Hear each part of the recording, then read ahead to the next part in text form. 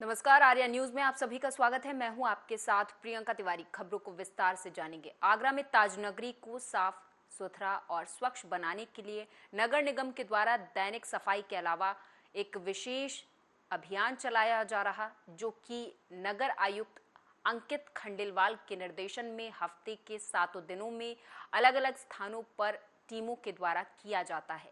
नगर के सभी धार्मिक स्थलों, मलिन बस्तियों के साथ अलग अलग स्थानों पर भी टीमों के द्वारा सफाई की जा रही है। अभियान चलाकर निरंतर कार्रवाई की जा रही है और जुर्माना भी वसूला जा रहा है। नगर निगम द्वारा वर्तमान में प्रत्येक सप्ताह के प्रत्येक दिन जो दैनिक साफ सफाई तो होती है, इसके अतिरिक्त हम लोग प्रत्येक दिन अलग अलग जगहों पर साफ सफाई विशेष अभियान चला करके कर रहे हैं। जैसे सोमवार को सभी जो नगर के धार्मिक स्थल हैं वहाँ में विशेष सफाई अभियान चला रहे हैं। इसी प्रकार से मंगलवार को मलिन बस्तियाँ और बुधवार, बृहस्पतिवार, शुक्रवार ऐसे प्रत्येक दिन जो सरकारी कार्यालय हैं या कोई सरकारी बिल्डिंग है वहाँ पे इस तरीके से हम लोग प्रतिदिन दैनिक साफ सफाई के अतिरिक्त भी हम लोग विशेष सफाई अभियान चला करके साफ सफाई को सुनिश्चित करते हैं। कहीं कोई जुर्माना बतौर जैसे विशेष जगह सफाई अभियान है, सरकारी कार्यालयों में भी थूकना लेकर सारी चीज़ें उन पर भी विशेष अभियान जुर्माना है कुछ? पिछले 3 दिनों से हम लोग इस पर कंटिन्यू जो गंदगी फैलाने वालों को लोग विशेष करके जुर्माना कर रहे हैं। इसके अतिरिक्त यदि कहीं पे अतिक्रमण है रोड पे, इस पर भी हम लोगों ने टीमें बना करके उनसे जुर्माना। नीतीश सरकार से बेटे संतोष मांझी के इस्तीफे के बाद पहली बार पूर्व मुख्यमंत्री जीतन राम मांझी ने अपनी प्रतिक्रिया दी है। एचएएम प्रमुख जीतन राम मांझी ने कहा कि हमने इतने दिन उन्हें देखा परखा, फिर जाकर ये निर्णय लिया है कि अब इन्हें छोड़ना ही पड़ेगा। ये जनता की आवाज थी। 5 एकड़ जमीन रखने वाले किसानों को बिजली हम माफ कर देंगे, इन्होंने आज तक नहीं किया। तो किसान लोग हमसे कहता है कि तो क्यों नीतीश कुमार के साथ आप लगे हुए हैं? तो हम लोग इतना दिन उनको देखा परखा कि भाई क्या करते हैं।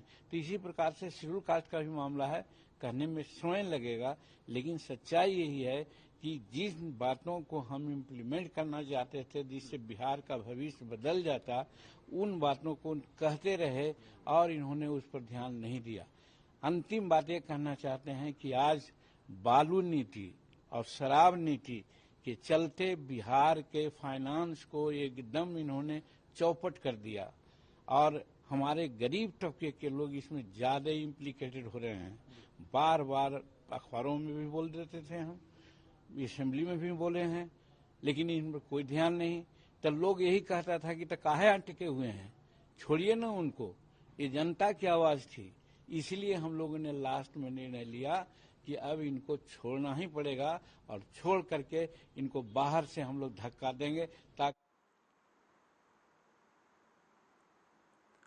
बता दें कि मध्य प्रदेश में इस साल विधानसभा चुनाव होने हैं। ऐसे में बीजेपी और कांग्रेस नेताओं के बीच जुबानी बयानबाजी तेज हो गई है। इसी बीच बुधवार को कांग्रेस के सीनियर लीडर और पूर्व केंद्रीय मंत्री अरुण यादव के बयान के बाद से सियासी पारा चढ़ गया है। अरुण यादव ने भोपाल में एक प्रेस कॉन्फ्रेंस में पत्रकारों के सवालों का जवाब देने के दौरान पीएम मोदी के दिवंगत पिता दामोदर दास मोदी पर विवादित बयान दिया है, जिसके बाद से राजनीतिक गलियारों में हड़कंप मच गया है।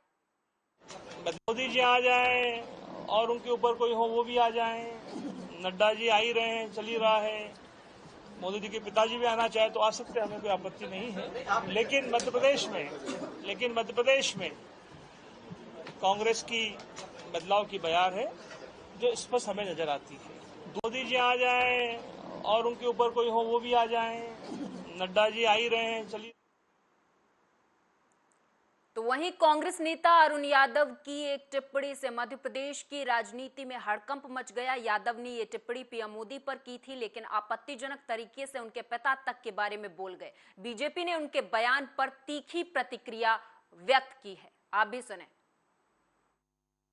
संस्कार विहीन पार्टी है कांग्रेस। अरुण भाई, आज आपके पिताजी की आत्मा आदरणीय सुभाष यादव जी की जार जार रो रही होगी। मुझे लगता है उन्होंने संस्कार देने में कोई कमी रख दी आपको। सुभाष यादव जी के पुत्र की भाषा ऐसी नहीं हो सकती। ये इटली के वंशज की सरपरस्ती वाली भाषा है, जो कभी प्रधानमंत्री को जहरीला सांप बोलती है, कभी मौत का सौदागर बोलती है। ये भाषा वही भाषा है जो संस्कार विहीन लोग बोलते हैं। ये भारत देश है, यहाँ तो स्वर्गीय जब हो जाते हैं, और हमारे यहाँ तो पितरों को पानी देने तक का संस्कारों में बताया गया है। ये आप जो इटली के वंशजों की भाषा बोल रहे हो ना, जो मौत का सौदागर बोलते हैं उनकी भाषा बोल रहे हो ना, ये वास्तव में निंदनीय कृत्य है जो आज आपने किया है।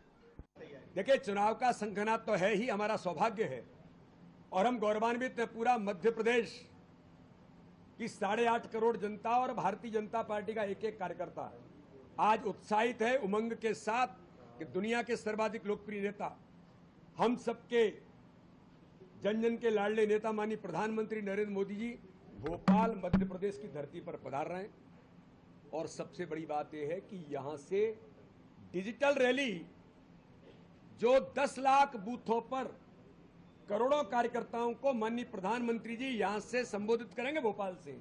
यह हमारे लिए गौरव की बात है कि माननीय प्रधानमंत्री जी ने, माननीय राष्ट्रीय अध्यक्ष जेपी नड्डा जी ने, माननीय अमित शाह जी ने जो इस भारतीय जनता पार्टी को आज के समय के अनुकूल तकनीक से पारंगत बनाया है, डिजिटलाइजेशन और भारतीय जनता पार्टी जो हुआ है, जो मध्य प्रदेश के कार्यकर्ताओं ने अथक मेहनत से किया, और 30 लाख कार्यकर्ता मध्य प्रदेश के अंदर डिजिटली ऑन रिकॉर्ड इनरोल हैं।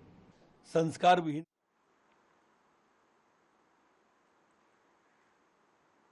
अगली खबर यूपी के हापुड़ से है। बता दें कि पिलखुआ पुलिस को बड़ी सफलता मिली है। दरअसल शादी का झांसा देकर ठगी करने वाले गिरोह का पिलखुआ पुलिस ने पर्दाफाश कर दिया है और गिरोह की एक महिला आरोपी के साथ 3 अन्य आरोपियों को भी गिरफ्तार कर लिया है, जिनके कब्जे से पुलिस ने 70,000 नगद, सोने चांदी के आभूषण और घटना में प्रयुक्त 3 मोबाइल फोन बरामद किए हैं।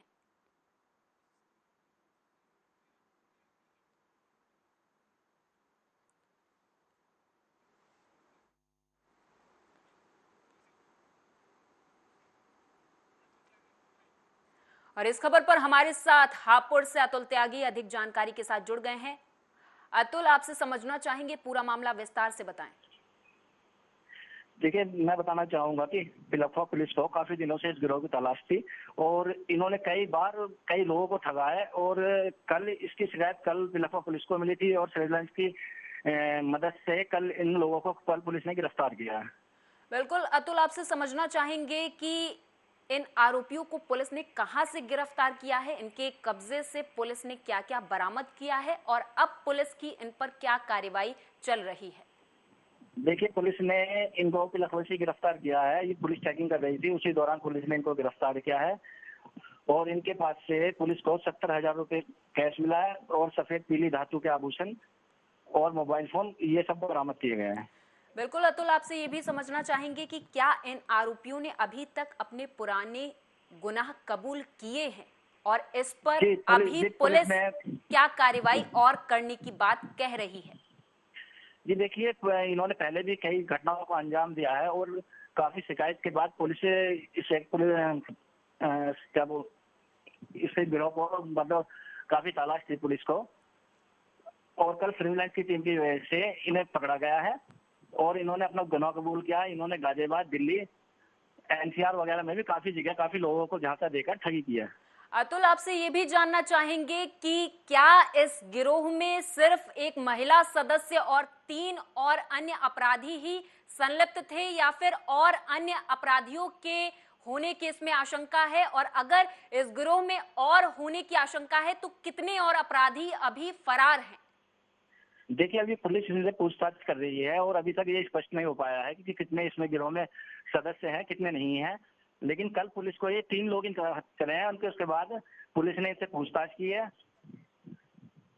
बिल्कुल, धन्यवाद अतुल हमारे साथ इस तमाम जानकारी को साझा करने के लिए। तो हापुड़ से ब्यूरो हेड अतुल त्यागी अधिक जानकारी हमारे साथ साझा कर रहे थे।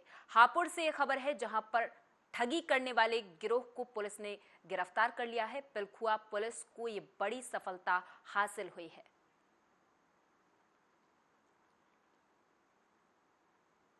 केंद्रीय मंत्री ज्योतिरादित्य सिंधिया के करीबी बैजनाथ यादव बुधवार को कांग्रेस में शामिल हो गए। शिवपुरी के बैजनाथ यादव 2020 में सिंधिया के साथ बीजेपी में शामिल हुए थे, लेकिन अब विधानसभा चुनाव से पहले उन्होंने फिर कांग्रेस में वापसी कर ली है। बैजनाथ यादव के साथ उनके सैकड़ों समर्थकों ने भी कांग्रेस की सदस्यता ली। मध्य प्रदेश कांग्रेस के अध्यक्ष और पूर्व सीएम कमलनाथ ने बैजनाथ यादव और उनके समर्थकों को दिग्विजय सिंह समेत अन्य कांग्रेसी नेताओं की उपस्थिति में सदस्यता दिलाई है। मध्य प्रदेश कांग्रेस ने ट्वीट भी किया है और लिखा है कि प्रदेश कांग्रेस अध्यक्ष कमलनाथ जी के नेतृत्व से प्रभावित होकर बीजेपी नेता बैजनाथ सिंह यादव ने अपने सैकड़ों साथियों के साथ कांग्रेस पार्टी की सदस्यता ग्रहण की है। मध्य प्रदेश से जंगल राज को मिटाने के इस अभियान में आपका स्वागत है।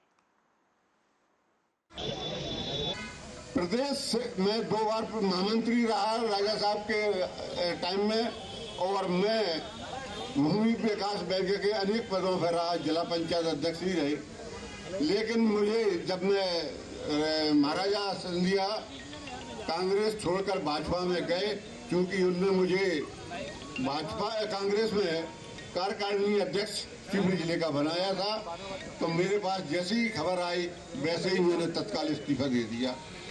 प्रदेश में 2 बार मुरादाबाद के थाना नागफनी क्षेत्र में 2 पक्षों में मारपीट हो गई। इस बीच बताया जा रहा है कि देर रात मामूली कहासुनी में 2 पक्षों में जमकर हंगामा हुआ था। मारपीट का ये वीडियो अब सोशल मीडिया पर जमकर वायरल हो रहा है। मारपीट की सूचना पर पहुंची पुलिस ने हालांकि दोनों पक्षों के लोगों को हिरासत में ले लिया है। बताते चले कि मामले की जांच शुरू कर दी गई है।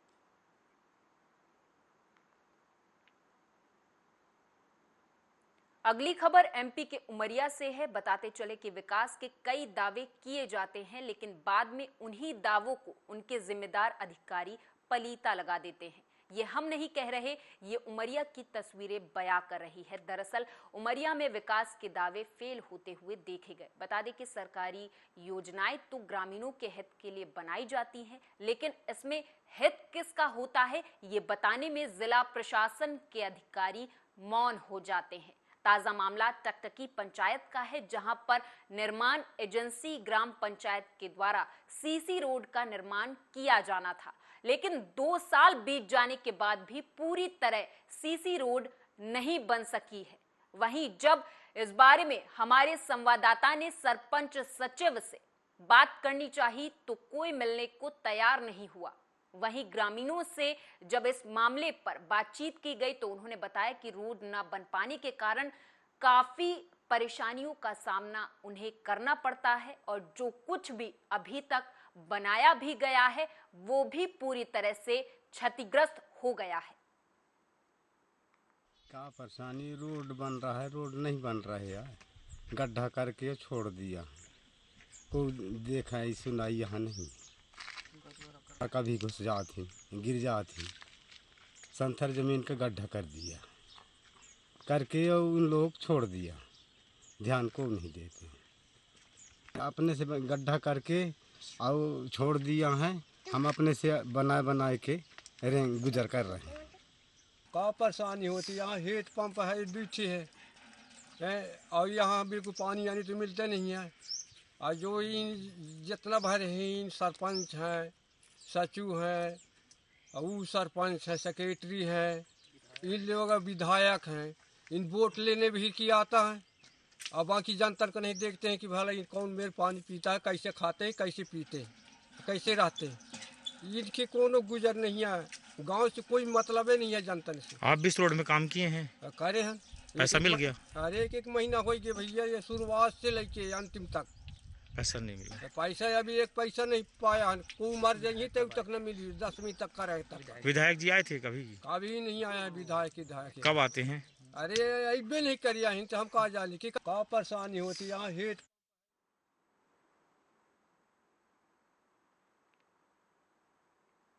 रायबरेली में तेज रफ्तार ट्रक अनियंत्रित होकर बिजली के खंभे को तोड़ते हुए पेड़ से टकरा गया, जिससे वहीं पर सो रहे 2 सगे भाई घायल हो गए। ये मामला डीह थाना क्षेत्र के गोपालपुर गांव के पास का है, जहां बीती रात सड़क के किनारे राम कृपाल मिश्र की आटा की चक्की की दुकान के सामने उनके दोनों बेटे सो रहे थे और इसी दौरान एक ट्रक अनियंत्रित होकर बिजली के खंभे से टकराकर उसे तोड़ते हुए पेड़ से टकरा गया। ट्रक की टक्कर से नीम का पेड़ टूटकर गिर गया। इस दौरान 2 सगे भाई घायल हो गए हैं, जिन्हें अस्पताल में भर्ती करवा दिया गया है। गांव तो में शेखपुर है, यहाँ मेरे मौसा जी का घर है और ये अपना घर के पास सो रहे थे रात्रि में, और ट्रक जो है रात्रि में अनियंत्रित होकर वो नशा या क्या कैसे किया था, और जब सो रहे थे यहाँ पे उन्होंने टायर फटा यहाँ पास में आकर। टायर फटने के बाद वो नल को तोड़ा, पेड़ को तोड़ा, खंभे को तोड़ करके जो चारपाई पे सो रहे थे लोग उनके ऊपर आके अपना जो है टक्कर मारा, चढ़ गया क्या कैसे है, और पेड़ वगैरह भी उनके ऊपर आके गिरा। काफ़ी चोटें आई, गंभीर चोटें आ गई, जिस वजह से। और इस बीच एक बड़ी खबर सामने आ रही है। नाबालिग पहलवान के यौन शोषण केस में ब्रजभूषण को दिल्ली पुलिस से क्लीन चिट मिल गई है। चार्जशीट दाखिल कर दी गई है। आपको बताते चले कि दिल्ली पुलिस ने पहलवानों के यौन उत्पीड़न मामले में बीजेपी सांसद ब्रजभूषण शरण सिंह को क्लीन चिट दे दी है। दिल्ली पुलिस ने ब्रजभूषण शरण सिंह के खिलाफ 7 पहलवानों के द्वारा लगाए गए यौन उत्पीड़न के आरोपों में गुरुवार को दोनों अदालतों में चार्जशीट दाखिल कर दी है। एक चार्जशीट 6 बालिग महिला पहलवानों की शिकायत पर दर्ज केस में राउज एवेन्यू कोर्ट में दाखिल की गई, जबकि दूसरी चार्जशीट पटियाला कोर्ट में नाबालिग की शिकायत पर दर्ज केस में दाखिल की गई है। नाबालिग के द्वारा लगाए गए आरोपों में दिल्ली पुलिस ने ब्रजभूषण को क्लीन चिट दे दी है। तो बड़ी खबर, नाबालिग पहलवान के यौन शोषण केस में दिल्ली पुलिस ने दाखिल की है ये चार्जशीट। इस बीच बड़ी खबर है कि ब्रजभूषण को बड़ी राहत मिल गई है। ब्रजभूषण शरण सिंह, जो कि महिला पहलवानों के यौन शोषण के आरोपों में अभी आरोपी बताए जा रहे थे, उन्हें दिल्ली पुलिस ने क्लीन चिट दे दी है।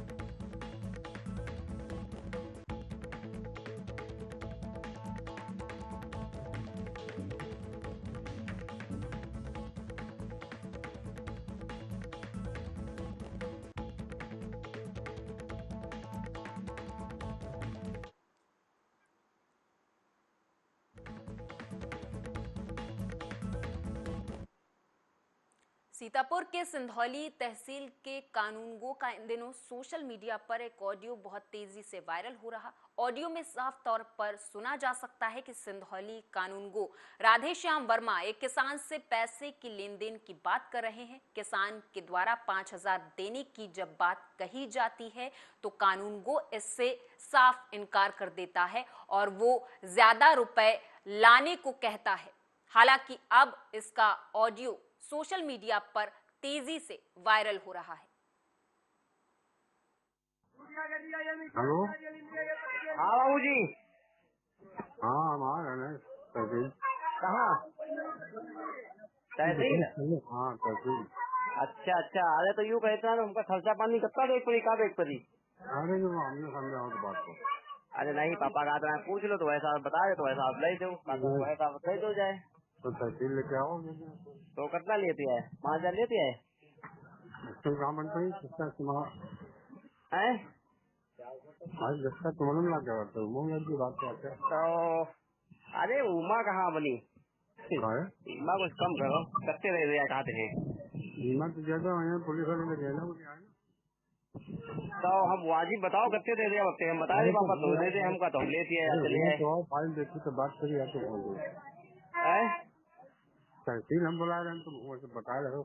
अरे बात यार हमसे थोड़ा बड़ी हमका पापा बताओ कोई तब है तो उनसे तो लेके आओ, कुछ तो है नहीं कि हमारे पास रखे हैं जो हम ले पहुँच रहे हैं तहसील तो बात करो।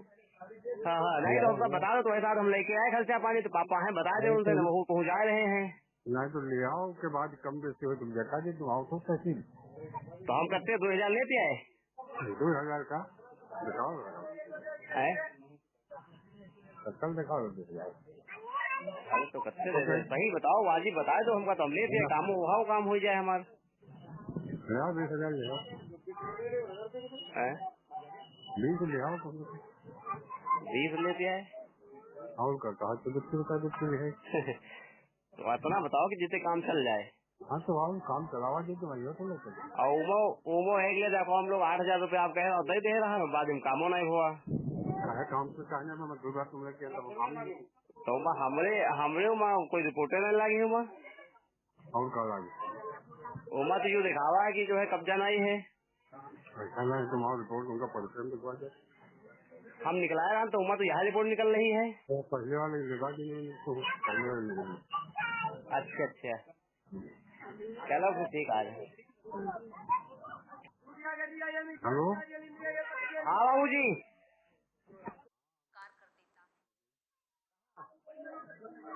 समस्या हमारी ये, हमारा गांव में एक मकान था, जगह थी, तो हमने दूसरे अपने रिश्तेदार के दोस्त के नाम करवा दिया था। उसकी मेड़बंदी, उसकी पैमाइश हमने करवाया, फिर कोर्ट में मुकदमा चला। इसके बाद मेड़बंदी का आदेश हुआ। मेड़बंदी का आदेश मार्च में हुआ था, लेकिन तब से कानून को राधे श्याम वर्मा जी बराबर पैसे मांग रहे हैं। हम पैसे नहीं दे रहे तो हमारा काम भी नहीं कर रहे। 10,000 रुपये मांग रहे थे, होते कम करते करते 8,000 रुपये आए। आज हमने यहाँ तक उनसे कह दिया था कि भाई चलो काम हमारा है, जरूरी है, करवाना है तो 5,000 रुपये लो कर दो। तभी कहने नहीं, 8,000 रुपये से कम में काम नहीं हम कर पाएंगे साहब। हाँ, हमारे मोबाइल में आज का भी टेप रिकॉर्ड है, इसके पहले हमने फोन में बात किया था, उसका भी हमारे पास है, रिकॉर्डिंग है। हाँ। तो आप क्या चाहते हैं? हम चाहते हैं हमारा काम हो और ऐसे भ्रष्ट अधिकारियों के और कर्मचारियों के खिलाफ कार्रवाई हो। जी बिल्कुल सुनी है, ऐसे भ्रष्ट अधिकारियों पर उचित कार्रवाई होनी चाहिए और इसका वीडियो जो वायरल हुआ है इसको जांच करा के इसकी पूरी जांच कराएं। ऐसे किसानियों, बहुत से किसान भाई हैं जिनके साथ ऐसे अधिकारी पैसे को मांग के लेके उत्पीड़न करते हैं, तो उनसे ये तो इनको साक्ष्य मिल गया, इनके पास वीडियो भी है, तो इनको पर सख्त कार्रवाई करनी चाहिए। क्या अगर कोई कार्रवाई अगर किसान को कोई न्याय नहीं मिला तो आप लोग क्या करेंगे? अगर हमारे किसान भाइयों को न्याय नहीं मिला तो हम सब लोग ज्ञापन देंगे और ज्ञापन देने के बाद अगर उस पर कार्रवाई नहीं होती है तो 24 घंटे का समय देंगे, नहीं तो धरना प्रदर्शन करेंगे। जी बिल्कुल सुनी है, ऐसे भ्रष्ट अधिकारियों पर उचित कार्रवाई। अगली खबर एमपी के सीहोर से है, जहां पर तेज रफ्तार रेत के डंपर का कहर देखने को मिला है। दरअसल डंपर ने एक बाइक सवार को रौंद दिया, जिससे कि बाइक सवार युवक की मौके पर ही मौत हो गई, तो वहीं ड्राइवर गाड़ी की चाबी निकालकर तुरंत भाग निकला। बता दें कि पूरा मामला सीहोर जिले के इछावर में केनरा बैंक के सामने का है। हालांकि पुलिस ने शव को पोस्टमार्टम के लिए भेज दिया है और आरोपी को पकड़ने की कवायद शुरू कर दी है।